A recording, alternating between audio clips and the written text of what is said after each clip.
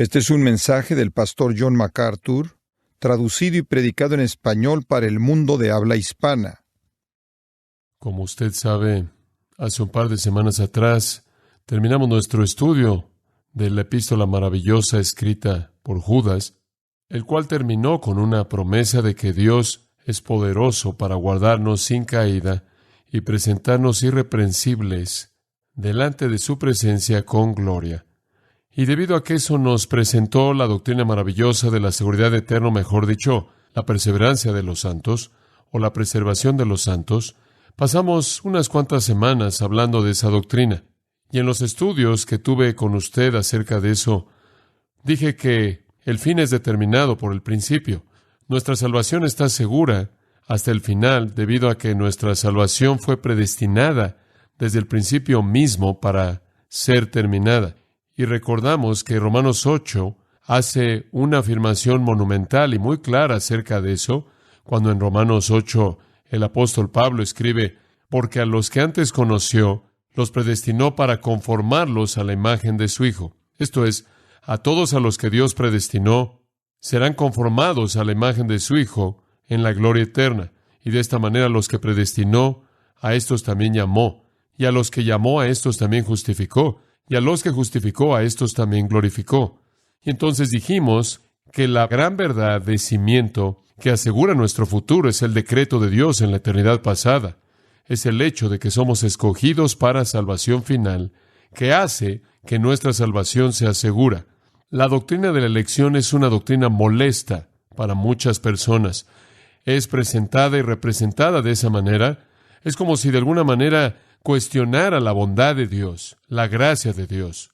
De hecho, hay afirmaciones literalmente alarmantes acerca de esta doctrina que han presentado evangélicos prominentes. Por ejemplo, Tim LaHaye, el autor bien conocido que es parte de la serie de Dejados Atrás y muchos otros libros, Tim dice, y cito: sugerir que el Dios misericordioso, paciente y de gracia y amoroso de la Biblia inventara una doctrina aterradora como esta, la predestinación, que nos haría creer que es un acto de gracia seleccionar a ciertas personas para el cielo y excluir a otras para el infierno, se acerca peligrosamente a la blasfemia. Fin de la cita.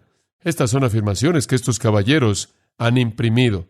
Arnold Fries, de otro ministerio, escribe, y cito: la teología fallida de la preselección, la llama él, es un intento por eliminar la capacidad de ejercer su libre albedrío, la cual reduce el amor soberano de Dios a un acto de un mero dictador. Fin de la cita. Otro pastor, autor y maestro de radio dice: esta doctrina hace que nuestro Padre Celestial se vea como el peor de los déspotas. Otro, el presidente de la Universidad de Santidad de Texas, dice: esta doctrina es el diseño de teología más irracional, incongruente, que se contradice a sí mismo, que menosprecia al hombre y deshonra a Dios, que jamás apareció en el pensamiento cristiano. Nadie puede aceptar sus proposiciones contradictorias, mutuamente exclusivas, sin menospreciarse a sí mismo a nivel intelectual. Promueve un concepto tirano de Dios centrado en sí mismo, egoísta, cruel, y nos lleva a adorarlo. Fin de la cita. Un pastor de Calvary Chapel, de la Capilla del Calvario, escribe: el calvinismo de 5 puntos, lo cual, claro, incluiría la doctrina de la elección, hace de Dios un monstruo quien tortura eternamente a hijos inocentes, quita la esperanza de la consolación del Evangelio, limita la obra expiatoria de Cristo, resiste el evangelismo, promueve la argumentación y la división, y promueve a un Dios pequeño, enojado, que juzga en lugar de que presente al Dios de la Biblia, que tiene un corazón grande. Otro dice: decir que Dios soberanamente escoge a quien va a ser salvo es lo más torcido que jamás he leído, que hace que Dios sea un monstruo, no mejor que un ídolo pagano. Otra página de internet de alumnos teológicos en Canadá dice: esta doctrina hace de Dios a un monstruo diabólico y reduce al hombre, quien fue creado a imagen de Dios, a un mero robot. Y Dave Hunt, quien muchos de ustedes saben, ha escrito tantos libros útiles, dice: esta doctrina representa de manera equivocada a Dios y ha causado que muchos se alejen del Dios de la Biblia como si fuera un monstruo. Y la palabra que usan de manera repetida en todo esto parece ser monstruo, que de alguna manera esta doctrina de la elección convierte a Dios en un monstruo. Ahora, estas son afirmaciones más bien severas de esta doctrina, pero representan a una gran cantidad del mundo evangélico. Y no estamos hablando de los analfabetas, no estamos hablando de aquellos que solo tienen un conocimiento limitado. Estamos hablando de personas que son líderes de ministerio, pastores y escritores. Sin embargo, esta doctrina es enseñada en las Escrituras. La noción prevaleciente de estos escépticos y críticos de esta doctrina es que de alguna manera la elección es injusta. De alguna manera es injusta. No es equitativa. Pero en primer lugar, tenemos que explicar claramente que Dios no es medido por nuestro entendimiento de lo que es justo. Tenemos que ser los primeros en admitir que nuestro entendimiento de virtualmente todo, de alguna manera, es torcido y afectado por nuestra propia pecaminosidad. En el Salmo 50:21, Dios dijo, «Y tú pensaste que yo era como tú». Y ciertamente no es así. En Isaías 55, versículo 8, «Porque mis pensamientos no son vuestros pensamientos, ni vuestros caminos mis caminos, declara Jehová, porque como son los cielos más altos que la tierra, así son mis caminos más altos que vuestros caminos, y mis pensamientos más altos que vuestros pensamientos». Y ahí está la clave. Dios tiene caminos y pensamientos que para nosotros son incomprensibles, inescrutables, imposibles de resolver. Hay una gran bendición en el capítulo 11 de la carta de Pablo a los Romanos, en la cual él dice esto, versículos 33 al 36, «Oh profundidad de las riquezas, de la sabiduría y el conocimiento de Dios, cuán insondables son sus juicios e inescrutables sus caminos». Porque ¿quién conoció la mente del Señor o quién fue su consejero? ¿Quién podría pensar cómo piensa Dios? ¿Quién puede atreverse a decirle a Dios cómo debe pensar Él? Porque de Él y por Él y para Él son todas las cosas. A Él sea la gloria por los siglos de los siglos. Amén. Es un entendimiento esencial de Dios que Él es santo, que su naturaleza es santa, que Él es infinita y perfectamente justo, que Él es perfecto y no tiene falla moral alguna, que Él es perfección, todo en Él y de Él y para Él y de Él y por Él es perfecto. Y entonces lo que Él dice que es justo, eso es la justicia. ¿Cuál es la regla de justicia de Dios? ¿Cuál es el principio de la justicia de Dios? ¿Qué hay detrás de sus juicios? Lo que está detrás es su propio libre albedrío y absolutamente nada más. Dios hace determinaciones en base a nada más que su propio libre albedrío. Y lo que Él quiere es por definición justo, porque Él es justo. Es justo porque Él lo quiere. No es porque Él ve que es justo que Él lo desea, sino que Él lo desea y entonces se convierte en algo justo. William Perkins, un puritano, dijo, no debemos pensar que Dios hace algo porque es algo bueno y correcto, sino que más bien es bueno y correcto porque Dios lo hace. Dios no le debe nada a la criatura. Quien no entiende sus caminos no puede entender la mente de Dios y no puede ser su consejero. De cualquier manera, ¿cómo podría Dios jamás ser llamado injusto por escoger salvar a algunos porque no hay nadie que merezca ser salvo? La salvación nunca ha sido cuestión de justicia. Sin embargo, eso es lo que la gente dice. Eso no es justo, eso no es justo. Pero usted no quiere lo que es justo, ¿o sí? La elección está arraigada en gracia pura. Él muestra su gracia y parece que Él muestra su gracia de la manera más pura a aquellos a quienes la gracia parece ser menos inmerecida. No hay muchos poderosos, no hay muchos nobles. Pase a 1 Corintios capítulo 1, y ese es un gran lugar en donde comenzar. 1 Corintios capítulo 1.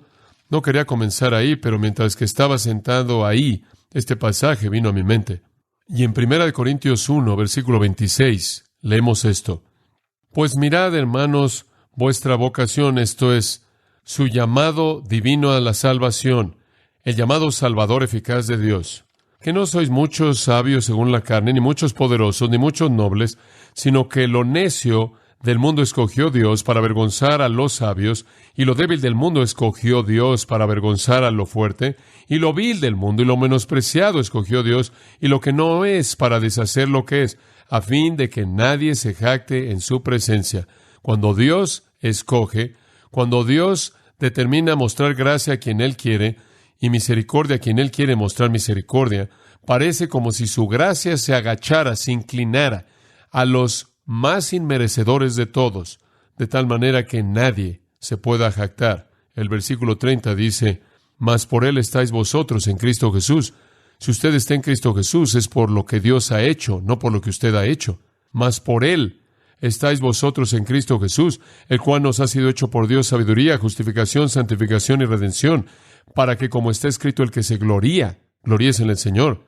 Cuando hablamos de la gente que cree en el mensaje en el Nuevo Testamento, son los pobres y los rechazados y los débiles y las rameras y las prostitutas y los publicanos. Y Dios pasa por alto a los poderosos y a los nobles y a los religiosos y a los preparados con mucha frecuencia. Hay unos cuantos. La salvación no es cuestión de justicia, es cuestión de gracia pura.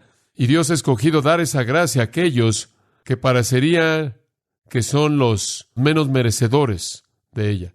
Pero no podemos estar luchando con estas cosas a nivel intelectual como si hubiera alguna respuesta en nuestra razón. Debemos venir a la palabra de Dios y debemos ver lo que las Escrituras dicen al revelar la verdad de esta doctrina. No debemos dejar que esta doctrina se vuelva la víctima de nuestras mentes pecaminosas corruptas y nuestros razonamientos egoístas, centrados en nosotros mismos y orgullosos, y entonces, como cualquier otra verdad bíblica, simplemente abrimos la Biblia y nos sometemos a lo que dice. Y debido a que es dolorosa, no cambia nada. El infierno es una doctrina muy dolorosa, eso no cambia nada. Y mientras que podría ser difícil para nosotros entender esto, podría ser para nuestras mentes manchadas por el pecado y débiles menos de lo que podríamos pensar que es justo, hacemos todo eso a un lado y nos sometemos a la palabra de Dios. Ahora, algunas personas creen que esta doctrina de la elección es algo que no es parte de Dios y de alguna manera no es parte de sus propósitos en el mundo. Pero eso ciertamente no es verdad. No es como si de alguna manera la doctrina de la elección en cierta manera saltara del Nuevo Testamento y nunca hubiera aparecido en el Antiguo Testamento. Después de todo, es claro que de toda la gente en el mundo, Dios escogió a Israel. De toda la gente en el mundo, Dios escogió a Abraham y lo sacó de Ur de los Caldeos y lo hizo el padre de una gran nación. Esa es la razón por la que Israel es llamada en el Salmo 105:43 sus escogidos. Salmo 135:4 dice, porque Jehová ha escogido a Jacob para sí mismo. Deuteronomio 7:6 y el 14:2 dice, Jehová vuestro Dios os ha escogido para ser un pueblo propio de todos los pueblos que están sobre la faz de la tierra. Y Dios dijo, no fue porque eran mejores que cualquier otra nación, no fue porque eran más atractivos que cualquier otra nación. Dios dijo, es por mi voluntad propia, mi libre albedrío que predeterminé establecer mi amor sobre ti, y por ninguna otra razón, Israel, mis elegidos. Dios los llama. Usted llega al Nuevo Testamento y usted tiene el mismo tipo de lenguaje.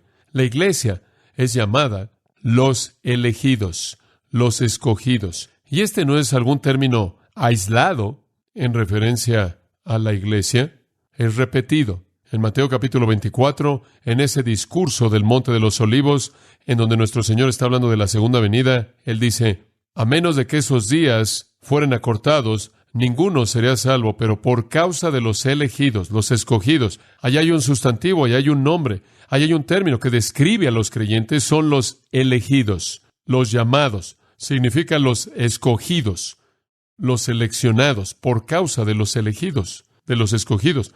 2 versículos después, en el versículo 24, se levantarán falsos cristos y falsos profetas y harán grandes señales y maravillas para engañar, si fuese posible, a los escogidos.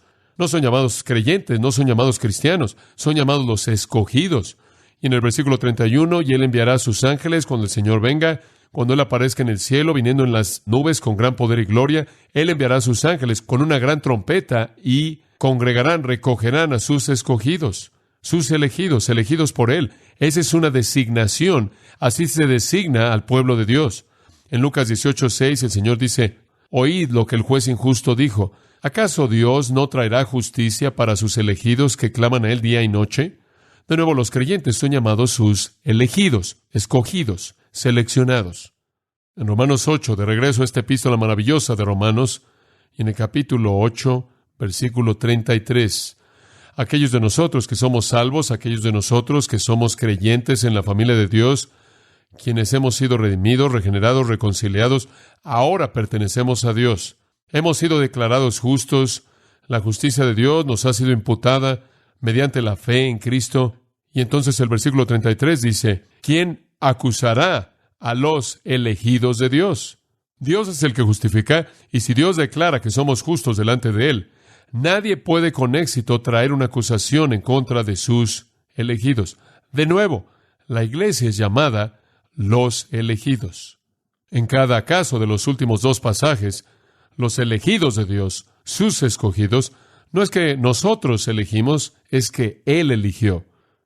En Colosenses 3:12, y entonces Pablo escribe, vestíos pues como escogidos de Dios, como escogidos de Dios, literalmente los elegidos de Dios.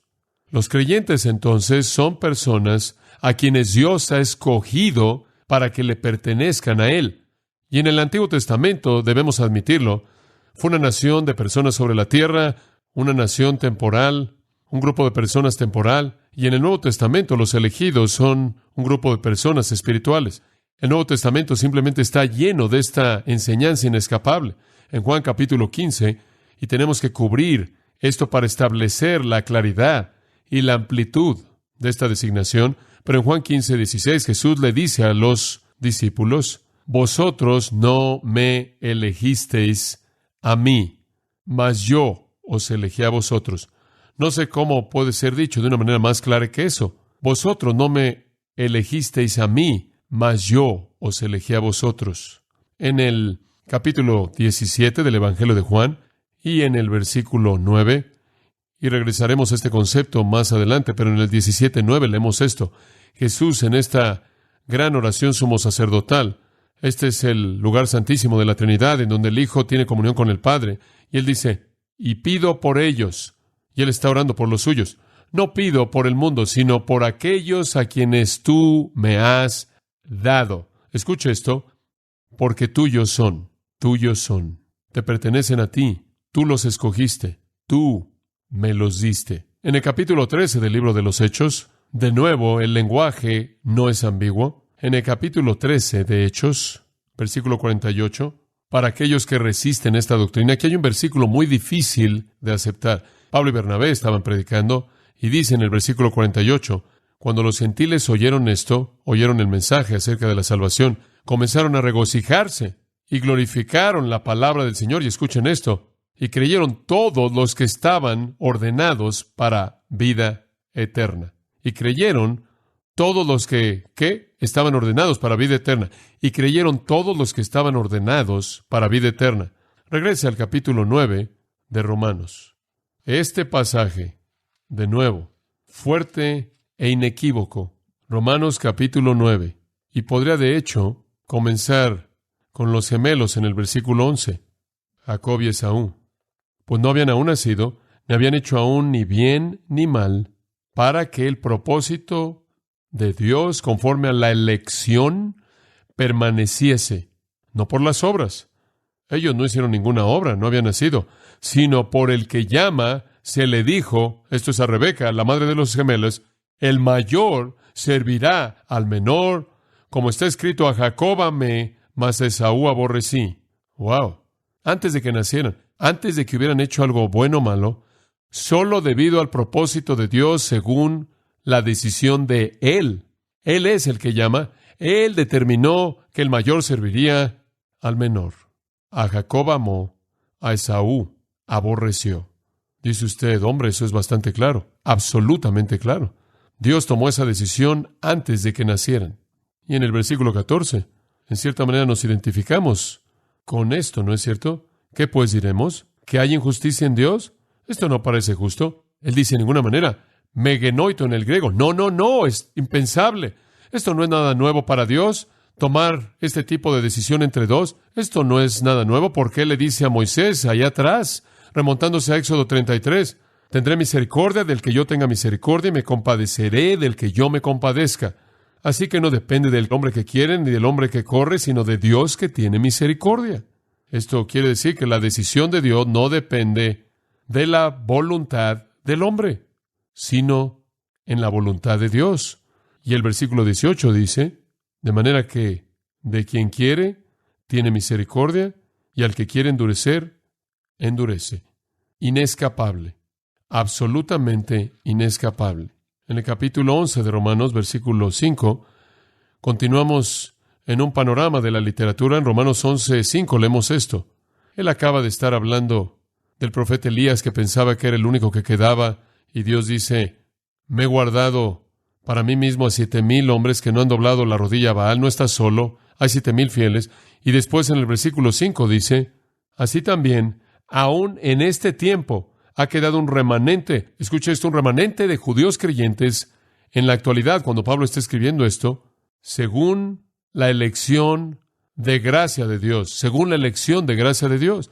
En 1 Pedro 1:1, Pedro, apóstol de Jesucristo. 1 Pedro 1:1, a los expatriados. Claro, porque son creyentes y por lo tanto son extranjeros, expatriados en el mundo, dispersados en el Ponto, Galacia, Capadocia, Asia y Bitinia. Escuche esto: elegidos. Conforme usted lee a lo largo de las epístolas del Nuevo Testamento, lo cual significa que usted básicamente está comenzando después del libro de los Hechos con el libro de Romanos. Conforme usted avanza a lo largo de las epístolas hasta el libro de Apocalipsis, cada vez que usted ve la palabra llamados, se refiere a la elección eficaz, electiva, por parte de Dios de llamar a alguien a la salvación. Los llamados son aquellos que son llamados eficazmente. No solo un llamado general, como la afirmación en el Evangelio: muchos son llamados, pero pocos escogidos. Cuando el llamado es identificado en las epístolas, es un llamado eficaz. 1 Corintios 1:9, Dios es fiel, por quien habéis sido llamados a la comunión con su Hijo Jesucristo nuestro Señor. Somos los elegidos y los predestinados, y por lo tanto los llamados. En Efesios capítulo 1 continuamos. En Efesios 1, versículo 3, bendito sea el Dios y Padre de nuestro Señor Jesucristo, que nos bendijo con toda bendición espiritual en los lugares celestiales en Cristo. ¿Cómo es esto? ¿Cómo es que hemos sido bendecidos con toda bendición espiritual en los lugares celestiales en Cristo? Versículo 4. Según nos escogió en Él, esto es en Cristo, desde antes de la fundación del mundo, para que fuésemos santos y sin mancha delante de Él. Ahí está. Él nos escogió desde antes de la fundación del mundo, para que fuésemos santos y sin mancha delante de Él, al final, cuando seamos glorificados. Versículo 5. Según nos predestinó para adopción como hijos a través de Jesucristo para sí mismo. Escuche esto: según su beneplácito, para alabanza de la gloria de su gracia, que nos concedió gratuitamente en el amado. Todo ese lenguaje ahí dice que somos elegidos para santidad final y ser irreprensibles en amor. Fuimos predestinados para ser adoptados como hijos a través de Jesucristo. Todo esto debido a la intención amable de la propia voluntad libre, no influenciada de Dios, para que al final toda la gloria y alabanza vaya a Él por su gracia concedida gratuitamente a nosotros. En 1 Tesalonicenses 1, versículo 4, Pablo escribe a la iglesia tesalonicense y escuche cómo los identifica. Conociendo, hermanos, ¿cómo sabe él? Bueno, versículo 3, he visto su trabajo de fe, he visto su labor de amor, he visto la permanencia de su esperanza en nuestro Señor Jesucristo en la presencia de Dios, nuestro Dios y Padre. Y conociendo, sabiendo, hermanos, por todo eso, amados de Dios, su elección de vosotros. Ustedes son los elegidos, ustedes son los escogidos. Es evidente a partir de su vida. Y otro texto, 2 Tesalonicenses 2:13. 2 Tesalonicenses 2:13. Y Pablo de nuevo le dice a los tesalonicenses: siempre debemos dar gracias a Dios por vosotros. Usted no le agradece a la persona por ser lo suficientemente inteligente como para venir a Jesús. Usted agradece a Dios. Pero nosotros debemos dar siempre gracias a Dios respecto a vosotros, hermanos amados por el Señor, de que Dios os haya escogido desde el principio para salvación, mediante la santificación por el Espíritu y la fe en la verdad. No habría ninguna capacidad para que una persona fuera santificada, y la santificación comienza en el punto de la salvación, separada del pecado. No habrá ninguna esperanza de santificación o ninguna esperanza de fe en la verdad, a menos de que Dios los hubiera escogido desde el principio para salvación. Y debido a que Él los escogió, versículo 14 dice, fue para esto, esta santificación, esta fe en la verdad, que Él los llamó mediante nuestro Evangelio para que pudieran ganar, adquirir la gloria de nuestro Señor Jesucristo. Y todo este lenguaje es coherente. Él los escogió desde antes de la fundación del mundo para que fuesen como Cristo. Él los escogió para que fuesen irreprensibles y santos. Él los escogió para que en últimas estuvieran en la presencia de su gloria. Él los escogió para que ganaran la gloria misma del Señor Jesucristo. Él los escogió para que llevaran su imagen en el cielo. Él los escogió en el pasado y los llamó a un llamado eficaz, poderoso, que los despertó de los muertos y les concedió un entendimiento claro del Evangelio en el regalo de la fe salvadora. Ahora, no hay manera en la que usted pueda concluir a partir de eso que esta es una idea ambigua, ¿verdad? Esto no está en duda en la Biblia, y frecuentemente lo he dicho, debido a que he respondido esta pregunta múltiples veces en mi vida, la he discutido, la he debatido, lo he hecho a nivel privado, inclusive públicamente, y con frecuencia he dicho, si usted cree la Biblia, usted cree en predestinación. Si usted cree la Biblia, usted cree en que Dios escogió a quien sería salvo. Si usted cree la Biblia, usted cree que Dios determinó quién sería salvo y determinó que la salvación llegaría a su conclusión final cuando son glorificados en el cielo. Si usted cree en la Biblia, usted cree que Dios llama de manera eficaz a aquellos que Él escoge y les concede fe. Sin embargo, con toda esa claridad, la gente todavía resiste esta doctrina. Observe Romanos 9, y quiero que sepa cómo es que Dios enfrenta esto. Esto es tan bueno. Regrese a donde nos quedamos, ahí en el versículo 18, hablando de Jacob y Esaú y cómo Dios había determinado eso desde antes que nacieran. Y después en el versículo 19, el oponente, el adversario imaginario, que le ayuda a Pablo en cierta manera a discutir consigo mismo y continúa aclarando su enseñanza. Su adversario imaginario dice, bueno, pero me dirás, ¿por qué? Pues, inculpa, porque ¿quién ha resistido a su voluntad? Digo, esto es bastante claro, ¿verdad? Si todo esto es determinado por decisión divina antes de que alguien nazca, si esto de que Dios va a ser misericordioso con quien Él quiera ser misericordioso y tiene compasión de quien Él quiera tener compasión, si esto no tiene que ver con el hombre que quiere o el hombre que corre, si todo esto tiene que ver con Dios, entonces, ¿cómo puede un hombre tener la culpa? ¿Cómo puedes culparme a mí si yo no creo? ¿Cómo debo resistir su voluntad soberana y eterna? Esta es una respuesta bastante razonable, ¿no cree usted? Y este es el hueso que se le atora a la gente y se ahoga en la doctrina de la elección. Y Pablo lo esperaba. Usted va a decir, esto no es justo porque entonces no me puedes condenar al infierno. No puedes culparme a mí. ¿Cómo voy a resistir su voluntad? El versículo 20 presenta una respuesta sorprendente. Mas antes, hombre, ¿quién eres tú para que alterques con Dios? Cierra tu boca. Eso no aclara nada. ¿Quién crees que eres? ¿Estás acusando a Dios de castigar injustamente a los pecadores? ¿Estás acusando a Dios de condenación injusta? ¿Estás acusando a Dios de maldad? Más vale que cierre su boca antes de que diga algo más. Y la ilustración es sorprendente. Dirá el vaso de barro al que lo formó, ¿por qué me has hecho así? Cuando un alfarero hace una vasija, la vasija no habla. La vasija no dice, bueno, no quiero tener esta forma, hazme con otra forma. Esto no es justo. Me gustaría ser como esta vasija, o como aquella vasija, o la otra vasija. Versículo 21. ¿O no tiene potestad el alfarero sobre el barro para hacer de la misma masa un vaso para honra y otro para deshonra? Esto es asombroso. No se atreva a cuestionar a Dios. Dios es el alfarero, usted es el barro. El barro está muy por debajo del alfarero.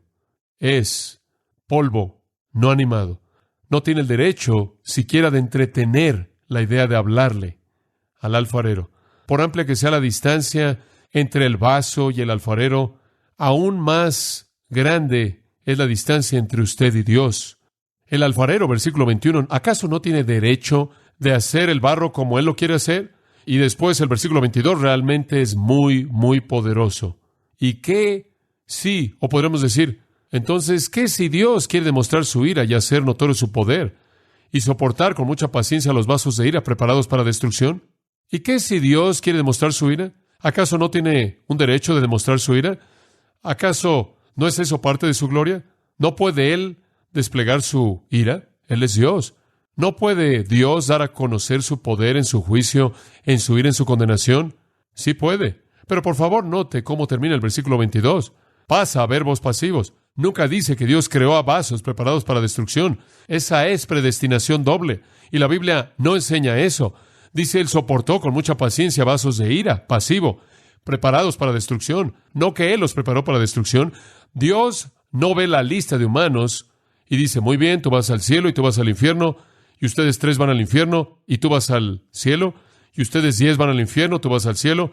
La Biblia no enseña eso. La Biblia enseña que todos los hombres van camino al infierno.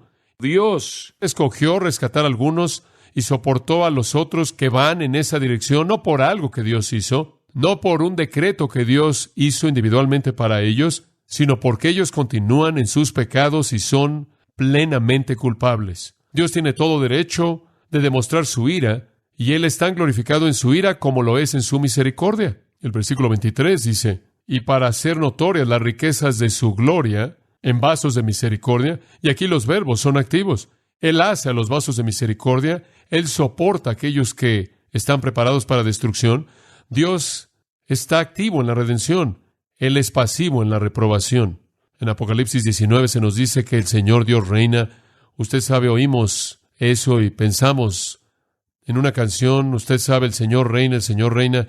No sé si siquiera sabemos de qué estamos hablando cuando decimos eso. ¿Qué significa eso? Significa que Él toma toda decisión que jamás ha sido tomada, esencialmente acerca de todo. Él reina. Como el Altísimo, Él gobierna los ejércitos del cielo, y nadie puede detener su mano, decirle, ¿qué haces? Él hace todas las cosas según el consejo de su voluntad. Él es el alfarero celestial, quien toma nuestra humanidad caída como una masa de arcilla, y a partir de ahí, Él nos forma para que seamos vasos de honra, y Él tolera, Él soporta a aquellos que se moldean a sí mismos para ser vasos de deshonra. Él es el que decide y determina el destino de toda persona y el controlador de todo detalle en la vida de todo individuo, la cual es simplemente otra manera de decir que Dios es Dios. Y le voy a decir lo que es realmente repugnante para mí, es algún tipo de idea de que Dios está siendo constantemente pisado por Satanás. Eso es blasfemia. Por esta doctrina de la elección no es fácil de aceptar. Algunos de ustedes están sintiendo algo de dolor en su mente en este momento. Esta doctrina duele un poco. De hecho, si puedo hacerlo sentir un poco mejor, es tan dolorosa que la única razón por la que alguien la cree es porque está en la Biblia. Simplemente no la inventaríamos. Ningún hombre, ningún número de hombres, ningún comité jamás terminaría con esto. Nunca inventaremos una doctrina del infierno eterno tampoco, porque estas son cosas que están en conflicto con los dictados de la mente carnal. Son repugnantes para los sentimientos del corazón carnal. Mire, yo no entiendo la Trinidad. Eso no significa que no es verdad. No puedo comprender la Trinidad. No sé lo que significa ser 3 personas, sin embargo una. Y no puedo comprender el nacimiento virginal. Eso es incomprensible. No puedo comprender la naturaleza de Cristo, su esencia. Hay tantas cosas que no puedo entender. Hay tantas cosas que son incomprensibles para mí, pero las creo porque son reveladas en las Escrituras. Y ni siquiera me molesta que haya algo de tensión aquí. Ni siquiera me molesta el hecho de que la Biblia también dice, todo aquel que quiera. La Biblia también dice, Jesús lloró por Jerusalén y dijo, no queréis venir a mí para que tengáis vida. Dice usted, bueno, ¿qué es todo eso? Eso es simplemente decir que cualquier persona que quiera venir puede venir, y toda persona que viene será recibida. Dice usted, bueno, ¿cómo encaja esto con la elección?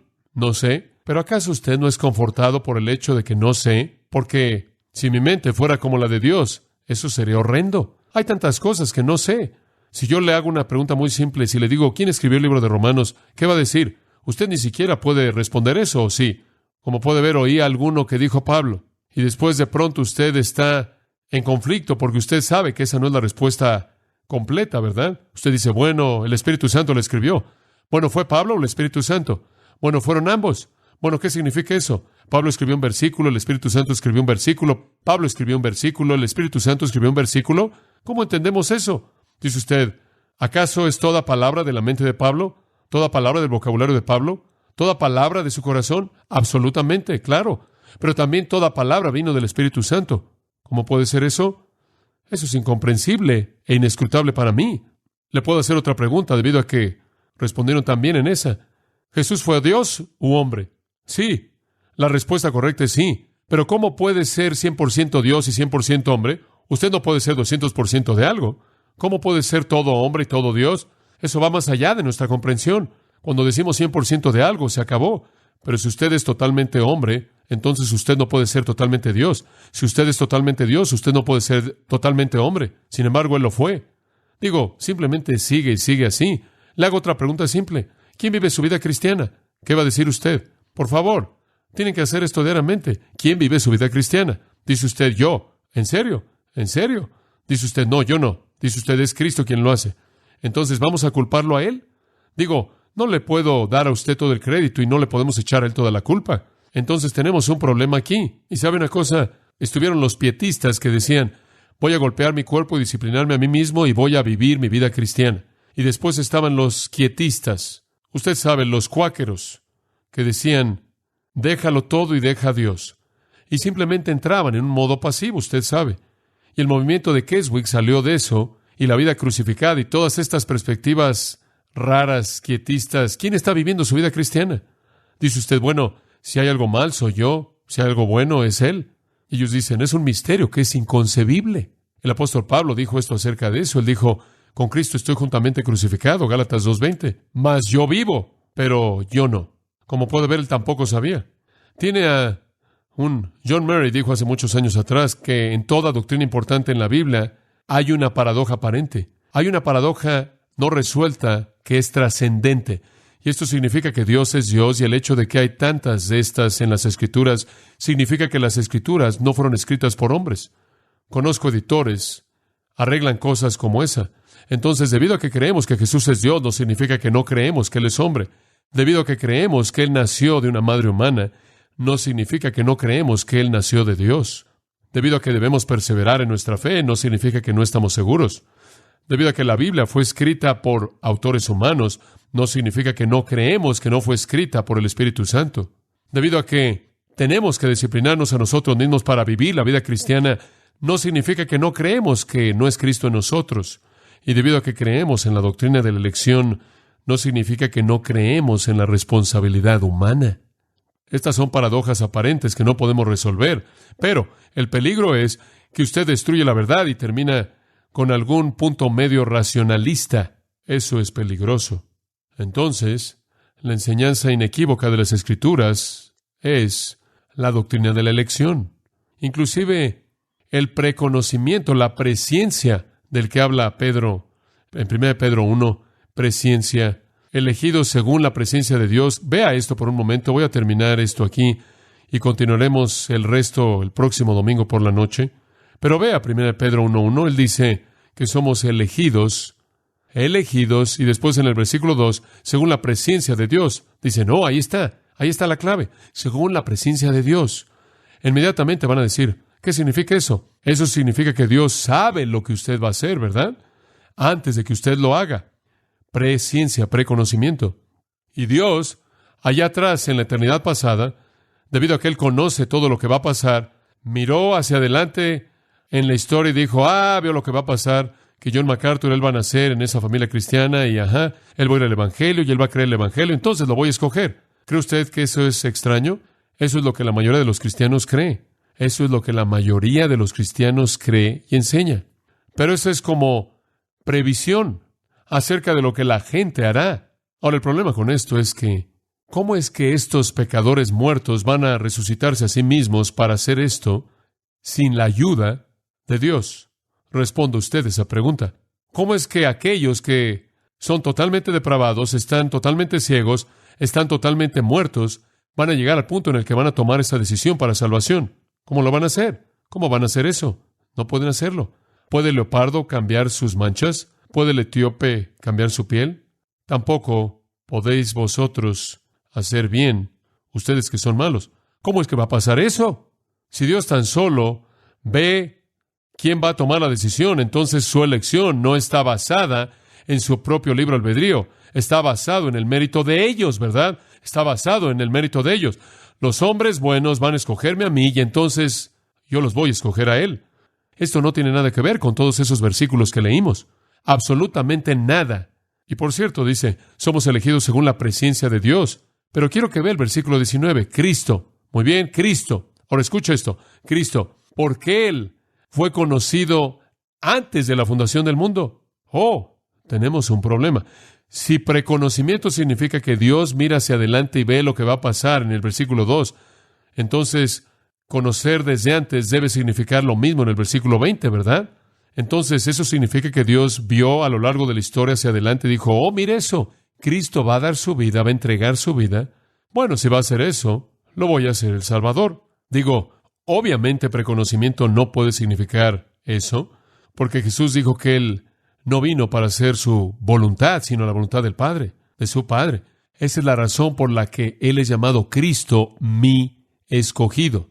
Dice usted, bueno, ¿qué significa preconocimiento? Es prognosis. Prognosis, obtenemos la palabra prognosis de ahí. Es usada en términos médicos. Es una decisión predeterminada. Es una decisión predeterminada. Cristo fue preconocido. Esto es, Él fue conocido por Dios en el sentido íntimo como el Salvador, el Redentor, antes de la fundación del mundo. Está hablando del tipo íntimo de conocimiento. Como dice en el Antiguo Testamento, a Israel solo he conocido. ¿Acaso eso significa que los judíos son el único pueblo del que Dios conoce? No, es el tipo de conocimiento que usted tiene en Génesis. Caín conoció a su esposa y ella le dio un hijo. Eso no significa que él conocía el nombre de ella. Eso no significa que él sabía quién era ella. Significa que tuvo una relación íntima con ella y a partir de eso salió un hijo. Jesús dijo esto en Juan 10. Mis ovejas oyen mi voz y yo las conozco. Él está hablando de una relación de amor íntimo. El shock, el asombro fue que María estaba embarazada y José ni siquiera la había conocido. Hablamos de eso inclusive en la actualidad. Usamos la expresión de conocimiento carnal para referirnos a una unión sexual, un conocimiento íntimo. Lo que usted tiene aquí en preconocimiento es una intimidad predeterminada. Así como el Padre tuvo una relación predeterminada con el Hijo, que lo llevaría a hacer el sacrificio por el pecado para derramar su sangre preciada, como un cordero, sin mancha y sin arruga, así el Padre tuvo una relación predeterminada con aquellos a quien Él escogió. Preconocimiento es una decisión deliberada. Otro pasaje sella esto. Hechos 2:23, y voy a cerrar con esto, les prometo. Esto es mucho que cubrir. Hechos 2:23. Esto termina toda discusión, si queda algo, acerca del tema del preconocimiento.